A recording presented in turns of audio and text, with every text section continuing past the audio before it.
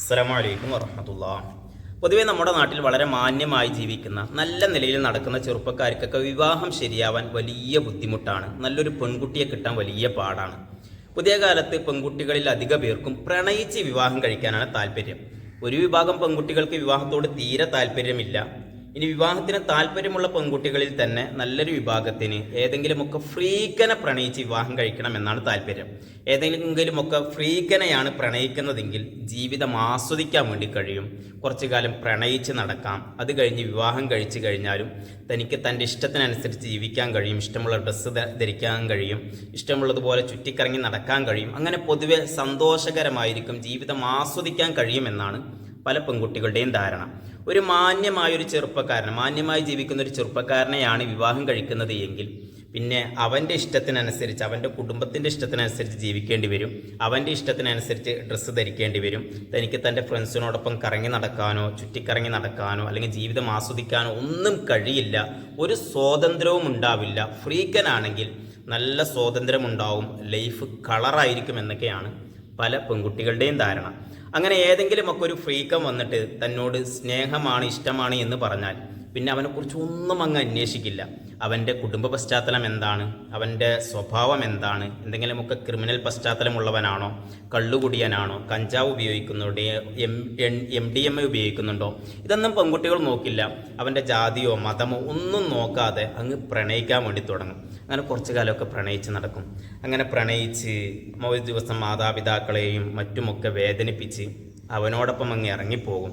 അങ്ങനെ ഇറങ്ങിപ്പോയി ഏതെങ്കിലും അമ്പലത്തിൽ ചെന്ന് അതല്ലെങ്കിൽ ഏതെങ്കിലുമൊക്കെ രജിസ്റ്റർ ഓഫീസിൽ ചെന്ന് വിവാഹം നടത്തും. വിവാഹം കഴിയുമ്പോഴാണ്, യഥാർത്ഥ ജീവിതത്തിലേക്ക് പ്രവേശിക്കുമ്പോഴാണ് ഇവൻ്റെ സ്വഭാവം താൻ വിചാരിച്ചതുപോലെയല്ല, ഇവനോടൊപ്പം ജീവിക്കാൻ ബുദ്ധിമുട്ടാണ്, മുന്നോട്ട് പോകാൻ കഴിയില്ല എന്നൊക്കെ ഈ പെൺകുട്ടികൾ മനസ്സിലാക്കുക. അപ്പോഴാണ് അവൻ കള്ളുകുടിയനാണ്, അപ്പോഴാണ് അവൻ കഞ്ചാവ് ഉപയോഗിക്കുന്നവനാണ് എന്നൊക്കെ മനസ്സിലാക്കുക.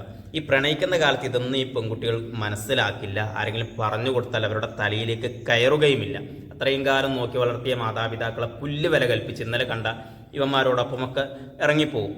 എന്നിട്ട് അവസാനം എന്താണ് സംഭവിക്കുക? ഒന്നുകിൽ അവൻ്റെ കൈകൊണ്ട് കൊല്ലപ്പെടും, അതല്ലെങ്കിൽ ഏതെങ്കിലുമൊക്കെ കയറിൻ്റെ തുമ്പത്ത് ജീവിതം അവസാനിപ്പിക്കുന്ന വാർത്തകൾ നിരന്തരം നമ്മൾ കേട്ടുകൊണ്ടിരിക്കുകയാണ്. ഞാനിപ്പോഴിത് പറയാനുള്ള കാരണം, കഴിഞ്ഞ ദിവസം തെക്കൻ കേരളത്തിൽ നിന്നുള്ള ഒരു ന്യൂസ് കാണാൻ വേണ്ടി കഴിഞ്ഞു. ശ്രുതി എന്ന പേരുള്ള ഒരു 19 വയസ്സുകാരിയായ പെൺകുട്ടി, ആ പെൺകുട്ടി മാഹീൻ എന്ന പേരുള്ള ഒരു ചെറുപ്പക്കാരനുമായി പ്രണയത്തിലായി. അങ്ങനെ ഒരു ദിവസം വീട്ടിൽ നിന്നും ഞാൻ എൻ്റെ കൂട്ടുകാരുടെ വീട്ടിലേക്കാണ് പോകുന്നത് എന്ന് പറഞ്ഞ് ഈ പെൺകുട്ടി ഒരു ദിവസം അങ്ങ് ഇറങ്ങിപ്പോയി. വൈകുന്നേരമായിട്ടും പെൺകുട്ടിയെ കാണുന്നില്ല. അങ്ങനെ വീട്ടുകാരിങ്ങനെ വിഷമിച്ചിരിക്കുമ്പോഴാണ് എവിടേക്കാണ് പോയത് എന്ന് അന്വേഷിച്ച് എവിടെയും എത്തിയതായി പറയുന്നില്ല. ആ സമയത്താണ് ഒരു സ്ത്രീ വിളിച്ചിട്ട് പറയുന്നത്, നിങ്ങളുടെ മകളും എൻ്റെ മകനുമായുള്ള വിവാഹം കഴിഞ്ഞിട്ടുണ്ട്, അവരൊരു അമ്പലത്തിൽ ചെന്ന് വിവാഹം കഴിച്ചിട്ടുണ്ട് എന്നൊക്കെ ഒരു സ്ത്രീ വിളിച്ചിട്ട് ഇവരോട് പറയുന്നത്. ഇവരാകെ കേട്ടപ്പോൾ ആകെ തെരിച്ചുപോയി, ആകെ ഞെട്ടിപ്പോയി. മകൾ ഇന്ന് രാവിലെ ഇവിടെ നിന്ന് ഇറങ്ങിപ്പോകുന്ന സമയത്ത് ഒരു സൂചന പോലും നൽകിയില്ല, അവൾ കൂട്ടുകാരുടെ വീട്ടിലേക്കാണ് എന്ന് പറഞ്ഞു പോയതാണ്. പൊതുവെ ഏത് മാതാപിതാക്കളായാലും ഏത് മതത്തിൽപ്പെട്ടവരായാലും ഏത് മാതാപിതാക്കളുടെയും സ്വപ്നമായിരിക്കും മക്കളുടെ വിവാഹം നടത്തുക, നല്ല രീതിയിൽ ആ വിവാഹം നടത്തുക എന്നുള്ളതൊക്കെ. ഏതായാലും പൊതുവെ കേൾക്കുന്ന മാതാപിതാക്കൾക്ക് പെട്ടെന്ന് ഷോക്കാവും. മാതാപിതാക്കൾ വേഗം പോലീസ് സ്റ്റേഷനിൽ ചെന്ന് പരാതിപ്പെട്ടു. പോലീസുകാർ ഇവരെ വിളിച്ചു വരുത്തിയ സമയത്ത് ഈ മകൾ പറഞ്ഞു, എനിക്ക് ഇവൻ മതി, ഞാൻ ഇവനോടൊപ്പമേ ജീവിക്കുകയുള്ളൂ എന്ന്. ഈ അമ്മ പറഞ്ഞത്രേ, മോളെ നീ എന്നോടൊപ്പം വാ, നീ ഞങ്ങളോടൊപ്പം വാ, അച്ഛനോടൊപ്പം വാ, നീ ഇല്ലാതെ ഞങ്ങൾക്ക് ജീവിക്കാൻ കഴിയില്ല എന്നൊക്കെ പറഞ്ഞു നോക്കി. പക്ഷെ പെൺകുട്ടി അതൊന്നും കേട്ടില്ല, അവനോടൊപ്പം പോയി. പക്ഷെ വിവാഹമൊക്കെ കഴിഞ്ഞ് കുറച്ച് ദിവസം കഴിഞ്ഞപ്പോഴും ഈ പെൺകുട്ടിയുടെ മാതാപിതാക്കൾ പെൺകുട്ടിയെ വിളിച്ചു, അച്ഛൻ വിളിച്ചു, മോളെ എനിക്ക് സുഖമില്ലാതെ കിടക്കണം, മോള് വായോ, എനിക്ക് മോളെ കാണണം. ആ ഒരു അച്ഛൻ്റെ അമ്മയുടെ ഒരു സ്നേഹമാണ്. അത് എല്ലാ മാതാപിതാക്കളും അങ്ങനെ തന്നെ ആയിരിക്കും. ആ സ്നേഹത്തോടെ അവർ വിളിച്ചു. ഈ പെൺകുട്ടി വന്നു. അങ്ങനെ ഏതാനും ദിവസം വരവും പോക്കൊക്കെ ഉണ്ടായി. പക്ഷേ വിവാഹത്തിന് മുമ്പ്, ഈ പെൺകുട്ടി ഇറങ്ങിപ്പോകുന്നതിന് മുമ്പുള്ള ഒരു സന്തോഷമൊന്നും ആ പെൺകുട്ടിയുടെ മുഖത്ത് ഉണ്ടായിരുന്നില്ല. ശരിക്കും ഈ പ്രണയിച്ച് ഇറങ്ങിപ്പോയാൽ മാതാപിതാക്കളെയൊക്കെ ഉപേക്ഷിച്ച് പോകുന്നത് എന്തോ ഒരു സ്വർഗത്തിലേക്കാണ് പോകുന്നത് എന്ന് ചിന്തിച്ചിട്ടാണല്ലോ. പക്ഷെ ഇങ്ങനെ പ്രണയിച്ചിറങ്ങി പോകുന്നവരുടെ അധിക പേരുടെയും അവസ്ഥ, 99% പേരുടെയും അവസ്ഥ ഒന്നെടുത്ത് പരിശോധിച്ച് നോക്ക്. ജീവിതം കട്ടപ്പുകയായിരിക്കും, ഒരു സുഖം ഉണ്ടാവില്ല. എന്നും മർദ്ദനവും പീഡനവും ഒക്കെ തന്നെയായിരിക്കും. എത്രയോ തെളിവുകൾ, എത്രയോ ഉദാഹരണങ്ങൾ നമുക്ക് പറയാൻ വേണ്ടി കഴിയും. പിന്നെ അറേഞ്ച് മാരേജിലും സംഭവിക്കുന്നില്ലേ എന്നൊക്കെ പല ആളുകളും ചോദിക്കുന്നുണ്ടാവും. ഉണ്ട്, പക്ഷേ അതിനെ അപേക്ഷിച്ച് ഈ പ്രണയിച്ച് പോകുന്നിടത്ത് വളരെ കൂടുതലാണ് ഇത്തരം സംഭവങ്ങൾ. കാരണം പ്രണയിക്കുന്ന പെൺകുട്ടികൾ മറ്റൊന്നും കാണുന്നില്ല, ഇവൻ്റെ ഒരു ന്യൂനതയും അവർ കാണുന്നില്ല എന്നുള്ളതാണ്. അറേഞ്ച് മാരേജ് ആകുമ്പോൾ പൊതുവെ മാതാപിതാക്കളും കുടുംബമൊക്കെ ഇവരെക്കുറിച്ച് അന്വേഷിക്കുകയെങ്കിലും ചെയ്യും. ഒരു പരിധി വരെ ഇവൻ്റെ സ്വഭാവം കുടുംബ പശ്ചാത്തലമൊക്കെ അന്വേഷിക്കും. അങ്ങനെയായിരിക്കുമല്ലോ പലപ്പോഴും വിവാഹം നടക്കുക. ഇത് പ്രണയ വിവാഹത്തിൽ തീരെ നടക്കുന്നില്ല. അറേഞ്ച് മാരേജിൽ ധാരാളം പ്രശ്നം നടന്നിട്ടുണ്ട്. ഇപ്പോൾ ഈ കഴിഞ്ഞ മാസത്ത് തന്നെ, ഈ ജനുവരിയിൽ തന്നെ മലപ്പുറം ജില്ലയിൽ 2 മരണം കളറ് കുറവാണ് എന്നുള്ളതിൻ്റെ പേരിൽ പെൺകുട്ടികളെ ഭാര്യമാരെ പീഡിപ്പിച്ചതിൻ്റെ പേരിൽ, അവരോട് മോശമായി പെരുമാറിയതിൻ്റെ പേരിൽ 2 പെൺകുട്ടികൾ ആത്മഹത്യ ചെയ്ത വാർത്തകൾ നമ്മൾ കേട്ടതാണ്. അപ്പോൾ അത് സംഭവിക്കുന്നില്ല എന്നല്ല, പക്ഷെ അതിനെ അപേക്ഷിച്ച് ഇങ്ങനെ പ്രണയിച്ചു പോകുന്നിടത്ത് ഇത്തരം അപകടങ്ങൾ വളരെ കൂടുതലാണ്. അങ്ങനെ പെൺകുട്ടികൾ ആത്മഹത്യ ചെയ്യുന്ന സംഭവങ്ങൾ വളരെ കൂടുതലാണ്. ഏതായാലും ഈ പെൺകുട്ടി 2 മാസം കഴിയുന്നതിന് മുമ്പ് തന്നെ, 2 മാസം ആയിട്ടുള്ളൂ എന്നാണ് പറയുന്നത്, ആ പെൺകുട്ടി, ശ്രുതി എന്ന് പറയുന്ന പെൺകുട്ടി ആത്മഹത്യ ചെയ്തു എന്നുള്ളത് ഒന്ന് ആലോചിച്ച് നോക്ക്. ഇതാണ് പലപ്പോഴും പ്രണയത്തിൻ്റെ അവസ്ഥ. മാതാപിതാക്കളെ വേണ്ട എന്ന് പറഞ്ഞ് എനിക്കിവൻ മതി എന്ന് പറഞ്ഞിട്ട് പെൺകുട്ടി പോയതാണ്. എന്നിട്ട് ആ മാതാപിതാക്കളെ സമ്മതിക്കണം. അവർ വിളിച്ചു, മോളെ വായോ, നീ ഇല്ലാതെ പറ്റില്ല. എന്നിട്ട് 2 പേരെയും സ്വീകരിച്ചു. മാതാപിതാക്കൾ അവരെ സ്വീകരിച്ചു. മാഹീൻ്റെ മതവും മറ്റൊന്നും നോക്കിയില്ല. മാഹീൻ്റെ പേരൊക്കെ കേൾക്കുമ്പോൾ മുസ്ലിമാണ്. മാഹീൻ്റെ ഉമ്മ എന്തോ സുലൈഖ എന്തോ പേരൊക്കെ പറയുന്നുണ്ട്. പേരൊക്കെ കേൾക്കുമ്പോൾ ഒരു മുസ്ലിം പേരായിട്ടാണ് തോന്നുന്നത്. പക്ഷെ അമ്പലത്തിൽ പോയിട്ടാണ് വിവാഹം കഴിച്ചത് എന്നൊക്കെ പറയുന്നു. അപ്പോൾ പിന്നെ പേരിൽ മാത്രമേ ഈ ഇസ്ലാമിയത്ത് ഉണ്ടാവുള്ളൂ എന്നാണ് മനസ്സിലാക്കുന്നത്. അപ്പോൾ ഒന്നും നോക്കാതെ ഇറങ്ങിപ്പോയതാണ്. അങ്ങനെ പോയി ഇപ്പോൾ ആ പെൺകുട്ടിയുടെ ജീവൻ നഷ്ടപ്പെട്ടു, അല്ലെങ്കിൽ ആ പെൺകുട്ടി ജീവിതം അവസാനിപ്പിച്ചു എന്നുള്ള വാർത്തയാണ് കാണാൻ വേണ്ടി കഴിഞ്ഞത്. ഒരു പ്രാദേശിക ചാനലിൽ വന്ന വാർത്തയാണ്. ഇതിൻ്റെ യാഥാർത്ഥ്യം എന്താണ് എന്നൊന്നും അറിയില്ല. പക്ഷേ ഒരു പ്രണയിച്ചിറങ്ങിപ്പോയിട്ട് 2 മാസം കഴിയുമ്പോഴേക്കും ഈ ഒരു അവസ്ഥ വരണമെങ്കിൽ ആ വിവാഹം പ്രണയിച്ച് പോയത് എന്തായാലും തൃപ്തികരമല്ല എന്ന് മനസ്സിലാക്കാമല്ലോ. പിന്നെ ഈ മാഹീനെക്കുറിച്ച് ചില വാർത്തകളൊക്കെ കാണാൻ വേണ്ടി കഴിഞ്ഞു. ഉമ്മയുടെ അനിയത്തിയെ കയറി വെട്ടാൻ ശ്രമിച്ചു എന്നോ അങ്ങനത്തെ ചില കേസുകളും പ്രശ്നങ്ങളൊക്കെ ഉണ്ട്, കള്ളുകൂടി കാര്യങ്ങളൊക്കെ ഉണ്ട് എന്നൊക്കെയാണ് ആ ചെറുപ്പക്കാരനെ കുറിച്ചുള്ള നാട്ടുകാരുടെയും മറ്റുമൊക്കെ സംസാരത്തിൽ നിന്ന് മനസ്സിലാക്കാൻ വേണ്ടി കഴിഞ്ഞത്. അതുപോലെ തന്നെ ഈ പെൺകുട്ടി മരിച്ചു കിടക്കുന്ന സമയത്ത് എന്തൊക്കെയോ പ്രശ്നങ്ങൾ ഉണ്ടാക്കിയെന്നൊക്കെ അവിടുത്തെ വാർഡ് മെമ്പർ മറ്റൊക്കെ പറയുന്നുണ്ട്. എന്താണ് ഇതിൻ്റെ യാഥാർത്ഥ്യം എന്നൊന്നും അറിയില്ല. പക്ഷെ ഒന്നുറപ്പാണ്, പ്രണയിച്ചുള്ള വിവാഹമാണ്.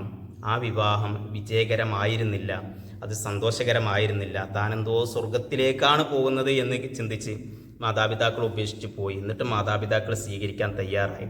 എന്നിട്ടും ആ പെൺകുട്ടിക്ക് ആ ജീവിതം തുടരാൻ കഴിഞ്ഞില്ല എന്ന് പറയുമ്പോൾ ഇതൊക്കെയാണ് പലപ്പോഴും പ്രണയ വിവാഹങ്ങളിൽ സംഭവിക്കുന്നത് എന്ന് തന്നെയാണ് നമ്മുടെ നാട്ടിൽ നടക്കുന്ന പല സംഭവങ്ങളിൽ നിന്ന് മനസ്സിലാക്കാൻ വേണ്ടി കഴിയും. എത്രയോ ഉദാഹരണങ്ങൾ പറയാൻ വേണ്ടി കഴിയും.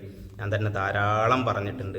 പൊതുവെ മുസ്ലിം പെൺകുട്ടികൾ പലപ്പോഴും പുതിയ കാലത്തൊക്കെ ഇങ്ങനെ പ്രണയിച്ച് ഒളിച്ചോടാനൊക്കെ താല്പര്യം കാണിക്കുന്ന ധാരാളം പെൺകുട്ടികളുണ്ട്. എത്രയോ പ്രണയിക്കുന്ന പെൺകുട്ടികളെ ഉപദേശിച്ചിട്ടുണ്ട്.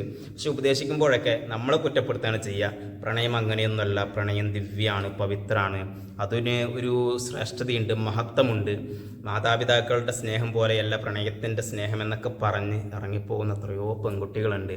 പക്ഷെ പോയിട്ടുള്ള 90% പെൺകുട്ടികളെയും എടുത്ത് പരിശോധിച്ചോളൂ. ഒന്നുകിൽ അവരിന്ന് സ്വന്തം വീട്ടിലുണ്ടാകും, അതല്ലെങ്കിൽ അവർ മരണപ്പെട്ടിട്ടുണ്ടാകും.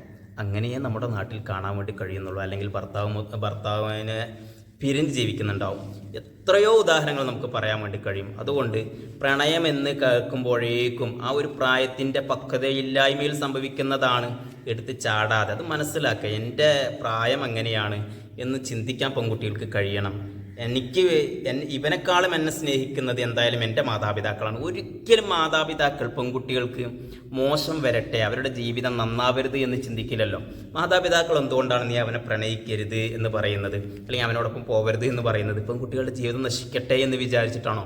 അല്ലല്ലോ, നേരാവട്ടെ എന്ന് കരുതിയിട്ടല്ലേ. പക്ഷെ ഇത് മനസ്സിലാക്കാൻ നമ്മുടെ നാട്ടിൽ പെൺകുട്ടികൾക്ക് കഴിയുന്നില്ല എന്നുള്ളതാണ്.